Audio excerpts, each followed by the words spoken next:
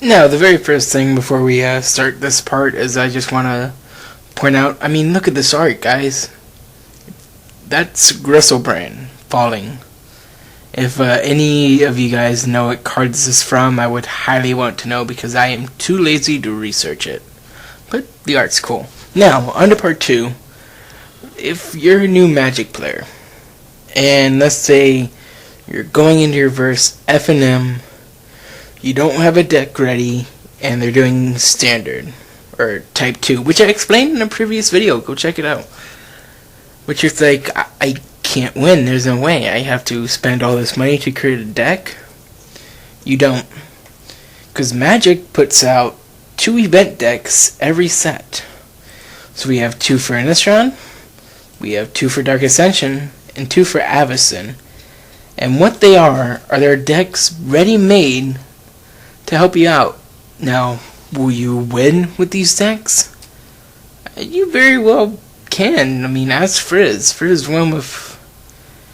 God, I want to say Frizz won with Vampires for Magic 2012. Don't quote me on that. But I want to say that he's won a F&M tournament with an event deck. So what we're about to discuss with these event decks, we're basing on if you can win. Because some of these decks I don't see winning that often, but let's find the event deck right for you. Our first event deck is going to be from Dark Ascension. It's going to be my least favorite event deck. We have Spiraling Doom. And you're going to hear my mouse clicking because I don't memorize the names of all of these. What Spiraling Doom is it's Birthing Pod. Yep, Birthing Pod. And you may be like, but in part 1 you said Birthing Pod is a good deck. It is. Just, this take on Birthing Pod isn't all that exciting. Your one big bomb is Bloodgriff Demon and Mirror Battlespear, but other than that, you don't have many bombs. Now, if you're able to customize the deck, like let's say you have infinite money, this is one I would purchase. It gives you a starting point.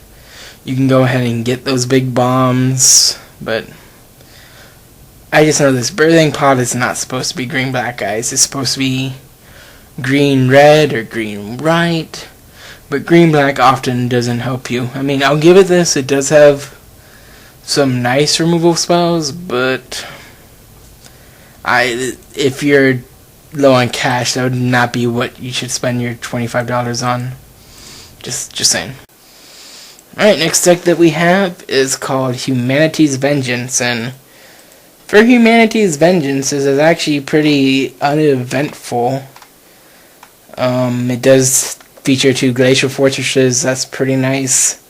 It features a Divine Suplection, which is pretty nice, but what it is white-blue human tribal deck, yet you look over and nothing really pays you to play all humans. I mean, now, Porcelain Legionnaire isn't even a human, so it's not all humans, but there's no adaptive constructors. That's not even the name I know. It's adaptive something. Adaptive Automane. It's a name that could come down as a human, give all humans +1/+1. There's not that. You have a Blade Splicer, which I don't know how it helps. It gives you a golem though. Cool story, bro. You have Fiend Hunter, Exile, Lawkeeper, Tap, Mirran Crusader, Beat Sticks, rotates out in 6 months. I mean, the removal spells aren't bad. You have 2 Dismembers, a 2 Mental Missteps, which is meh in this format. I said the Divine Deflection, 3 Oblivion Rings, always going to be good, and 3 Righteous Blows, meh in this format. This is one of those decks where the more you look at it, the more you really don't like it. It could be good. I would take out the whatchamacallit, Wingcrafter. That's the name.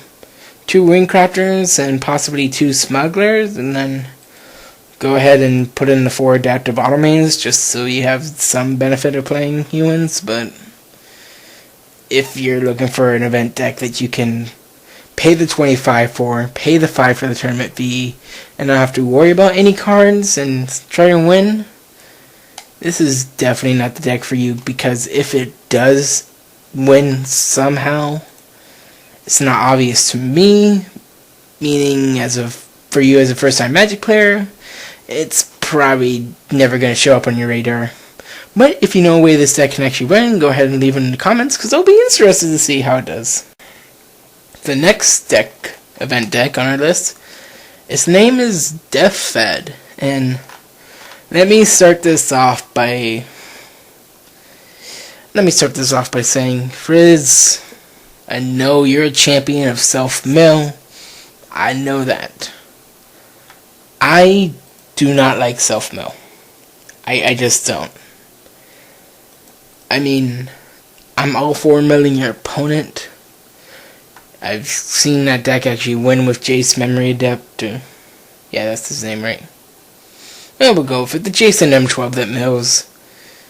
I like milling your opponent more than I like milling yourself, because I feel when you mill yourself, only bad things can happen. Yes, I'll mill myself for my Boneyard Worm. Oh, but I milled Splinter Fight? Sad panda face. But for a self-mill deck, this is pretty good. It needs more Splinter Fights, that's for damn sure. Viridian emissaries don't really help you all that much. Acidic slimes are nice. Armored. You really want a lot of creatures in this deck that you're okay with milling, and really none of these creatures you're okay with milling. I mean, Auroscad maybe, but I mean, I'm looking at let's look at the sorceries. Maybe sorceries are better, right? You have Forbidden Alchemy. I understand that. You have Bone Horde. I understand that. There's actually 2 Bone Hordes, by the way, which is surprising, because usually for the really good rares, they only put 1 in the whole deck. You have Knot of the Bone. That keeps you alive. Green Sun Zenith, which is very weird in this deck, because it says search for a green creature, and I guess that's how you're going to get Splinter Fight, but there's 1 Green Sun and 1 Splinter Fight, so you have odds of 2 for drawing that card, 2 out of 60, so 1 out of 30. Yeah. You have Mulch, a must in any self-mill deck. You have Ratchet Bomb, really good card, by the way. And Spider Spawning. I guess Spider Spawning is going to be your win condition, so I don't like self-mill. I don't like this deck. But hey, if you're all for milling yourself, pick up the deck. I mean, if you don't care about winning, pick it up. Out of all the 6 decks, this seems like a deck where you're going to have the most fun. You know what, maybe that's why people play self-mill, to have fun. I play Magic to win. You can play it for fun. We'll disagree, but these first 3 decks I would not recommend picking up at your first FNM experience, and I spent way too much time talking about this. On to the next deck. Hold, my brothers, hold. The next deck is Hold the Line, which is mono white humans, and guess what? This deck, substantially better. Substantially, is that a word? Yeah, we'll go for substantially better than the white blue. You know why? Because of Champion of the Parish, Doom Traveler, Quarter Powder. You know, humans that are actually good. You have Fiend Hunter, nuts. You don't get any cool dual lands, but you know, that's not gonna matter when you're swinging in with your champion, you're getting spirits, and you're getting first strike Vigi with Lead Inquisitor, your Bonds of Faith in guys, you're playing Butcher's Cleaver, give my guy lifelink, Honor the Pure, pump my guys, 4 Oblivion Rings! Say what? Say what? 4 Oblivion Rings? Wizards, you crazy. Yeah. And rounding out our cards of, oh my god, I want to draw this, Silver in that Dagger. For 3 mana, I can give my guy +3/+0 and equipment. I'll take it. This deck is insane. If you even add 1 or 2 more Champion of the Parishes, it becomes even better. But this is definitely a top tier deck that I could see you winning at Friday Night Magic. So this one's well worth the 25. Not an actual value, like money value of the cards, but an actual value of how much you could win. Unlike the previous 3, I recommend picking up, but it's not the best deck. It's not even the top 2 best decks. Let's see what number 2. First, let me preface this like I preface the self-mill. I hate self-mill. I like zombies. I like zombie movies. I like zombie video games. Speaking of zombie video games, round 22 of Epicness. Put the link in the description sometime after this video is published. Go check it out. It's a video with Frizz. Frizz made a while ago about me, him, and Cyber playing zombies. Pretty good video. But yeah, we have mono black zombies here. Deaths encroach. Now, I've seen zombies do work as of late in Friday Night Magic, and this is pretty close to what they're running. You have Diagraph Ghouls and Graveclaws you're able to play on turn 1. Drops Messenger, which is an all-star, by the way. Just for playing it on the battlefield, for 3 black, they lose 4 life. Insane, and I'll put it on a body too. Cool. You have Skin Render, you do get -3/-3. You have Highborn Ghoul, get those Intimidates, start swinging, bro. Cemetery Reaper, my bad. I don't know how to talk. I'm so excited about this deck. Cemetery Reaper. I'll boost my other guys. Something that humans can't do. And also make new zombies out of dead zombies. That will come down at 3/3s. I like that. Then you have the control part, which is Despise, Dismember, Doomblade, Go for the Throat, and Altar's Reap. Well, Altar's Reap isn't really control unless you draw, but we'll say it's control. Because you sacrifice one of your zombies?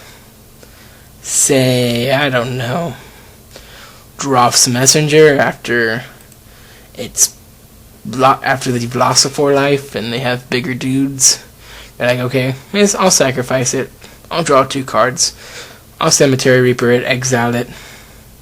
Get a 3/3. Not the end of the world. But you know what? Zombies is a good deck, you know. Yeah, you should buy it. But guys, let's go on to the best deck. And if you know me, you should know what the best deck, in my opinion, is. And that deck would be Mono Red Gleeful Flames. Oh, Gleeful describes exactly how I feel about this deck. This is your standard Mono Red, beat your fucking face in. I win, you lose, play my mountains, bitch. Okay, sorry about that. Okay. We have Forge Devil, insane. We have Arsonist, insane. Goblin Firesingers, insane. Goblin Cavaliers, they're okay. I would take them out. You have a Hellrider, 1 Hellrider, that's insane. You have, what else do you have? You have Torch Fiend, what I would do is take out the 3 Torch Fiends, add in 3 more Hellriders. Beat Face, you have Artillerize for instant sorceries, pretty good. Brimstone Volley, one of the best instants or sorceries in this block. Curse of Stalk Prey, helps me get my beats on. You have Faithless Looting, help me get my beats on. You have Goblin Grenade, when goblins aren't just doing anything anymore, go ahead and deal 5. And Infiltration Runs. Oh, hey Goblin Cavalier, you're a 3/1 with Trample. Go ahead and block it.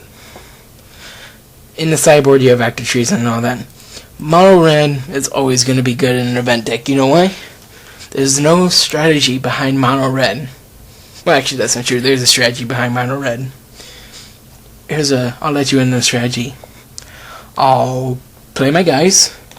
I'll attack. If you have any guys on the field, I'll burn them. If you have too many guys that I can handle, my burn spells are going to your face. I'm win with red deck, yay. That's basically what Mono Red is all about. And that's why I'm saying this event deck is the best one you can pick up on the market. It's worth the 25. You'll win with it, trust me. And with that, we're running out of time for part 2. There's not going to be part 3. This is going to be the end of Let's Talk. Ladies and gentlemen, I've been Kentucky 210. I hope you enjoy this Let's Talk. Go ahead, hit the like, hit the subscribe. Peace.